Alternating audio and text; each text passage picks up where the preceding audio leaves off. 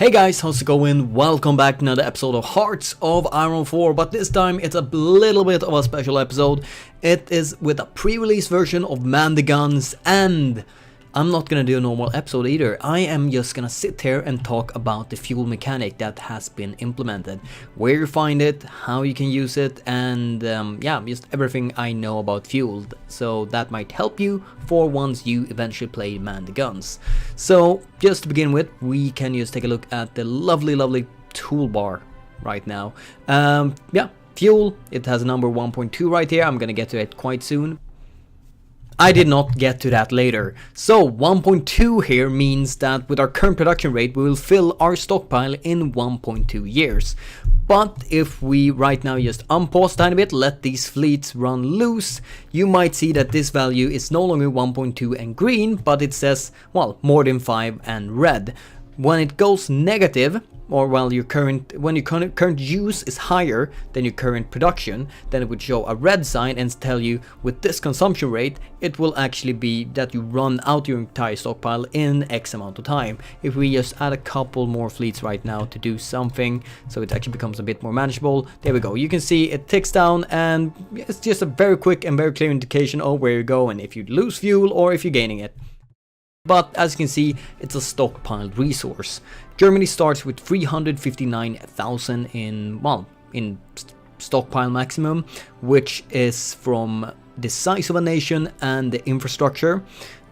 We have current fuel 287,000, so they start with like 80-90% full. Oh wait, maybe no, 70% full.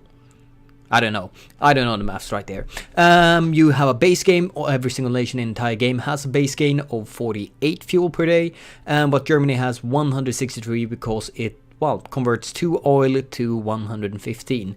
That is to say that, well, Germany is extracting 3, but since the current trade laws, 2 and 2 turns into 115. So, how can I modify my current stockpile? Stockpiles can be modified by building fuel silos or just expanding your nation, really. Remember, this is a shared building slot, so, well, if you build lots of fuel silos, you won't have room for military factories, civilian factories, or anything like that. Synthetic refineries has been reworked a tiny bit, so instead of it giving oil, it gives actually fuel gain from refineries.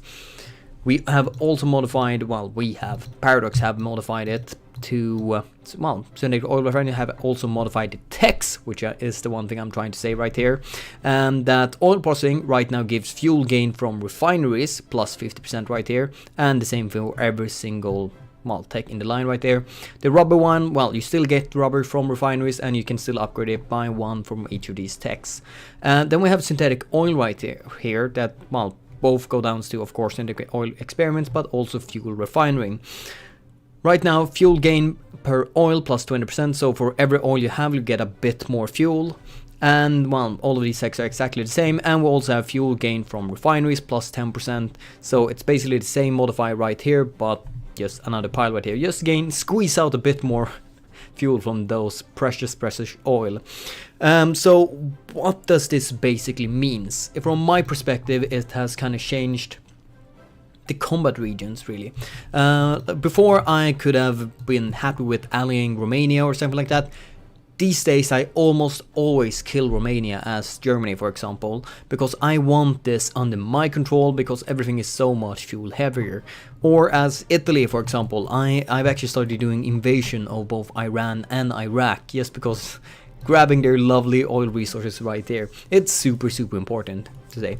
And I've also tried doing these, fuel stockpile builds where we get a ton of stockpile and then I use that to push forward for a short while. But I really like to grab Romania. Well, you'll try a bit yourself. You can, of course, in some ways go fully self-sufficient by just building a ton of refineries, but it's very likely the rest of your nation will suffer. Well, I guess it won't suffer if you just fall behind a bit on both civilian factories and military if you really focus on building here. Synthetic refineries aren't cheap at all. So if you want to go there, be self-sufficient, remember to do all of these lovely techs, both of them right there, the oil processing and the fuel refining.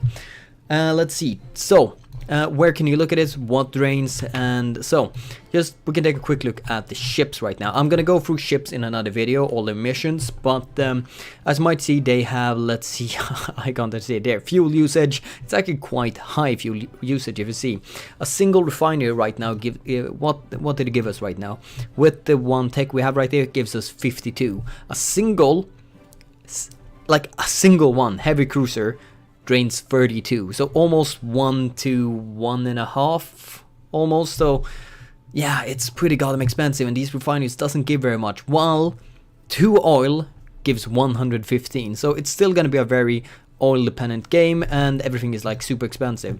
I can quickly just say the training mission for naval drains oil. The patrol one drains oil. Strike force does not drain oil until it's actually active. Everything, ships, planes, and units drain more oil once they're actually in combat. Just so you know that. In combat, they drain more. I'm gonna show you very quickly once we actually get to land units of this. The same with Air Force. Assigning them training will drain oil. Assigning them a mission and they're active on it. Let's see, if I just did like this, it won't actually drain any oil. But if I did training mission, that will start draining oil. Let's see, anything else? Yes, units. I just realized it once I actually was just looking around a tiny bit to do this video. I don't know why we showed this value. Like, should I be honest and say that really? But yeah, this value is actually modified by once you do different things like moving, stuff like that, and that tooltip is actually lying. It does not drain any oil when it's idle. Shh. Let's see if we can fix that before with the release. But yeah, everyone has fuel capacity, so they can work at least a tiny bit without actually having a direct fuel income. But I'm gonna show you here this lovely little tooltip. Right now drains 0 oil at all. We just start to move it. It drains 77 per day. A single motorized version of this template. So that's pretty goddamn insane. So yeah, it might look like you have a lot of fuel with that 287,000. It's actually not that much. And once it's in combat, well, you can pretty much get it. Once it's in combat, it will drain 155 per day. Let's just do like this. AI, no CB, just shuffle, come on, a bit quickly, get down right here. We're gonna declare war against Poland. It's just better that I show everything. It doesn't take very long time, and maybe we should speed up right there. So right there, engage in this battle, and it right now drains 155. So technically, if you would get cut off, but still somehow have supply, you have basically fuel for 2 days before the stats starts to get pretty goddamn reduced. So be careful right there. Let's see, anything else I'm missing right now? Training, Air Force, fleets. I've tried to make this video like a billion times and also got about something. No, I think we're pretty goddamn good. So this is basically a fuel mechanic of Hearts of Iron 4 Man the Guns. Oh shit, a really good thing that you probably wonder about and I completely missed. So field hospital, logistic company, and signal company, all of them require motorized, but does not drain any fuel. So you can still make your pure infantry division with nice support companies, but it will not drain fuel. Insider info, it was ridiculous how much fuel you needed when it actually was active right there. You ran out so goddamn quickly. It was like a pretty goddamn harsh nerf against every single nation that didn't have any fuel, well, originally. But anyway, I think that's pretty much every single thing that drains fuel in one way or another. I hope you enjoyed this video. I hope to make a couple more of these. Maybe I should make more focus video, more tutorial wise videos. Then leave a comment down below. But otherwise, thanks you guys for joining for this episode. If you have any more questions about fuel, leave a comment down below and I will try to answer it ASAP, maybe just with a comment or another video. But otherwise, like, comment, subscribe, and I'll see you guys next time. Bye and bye.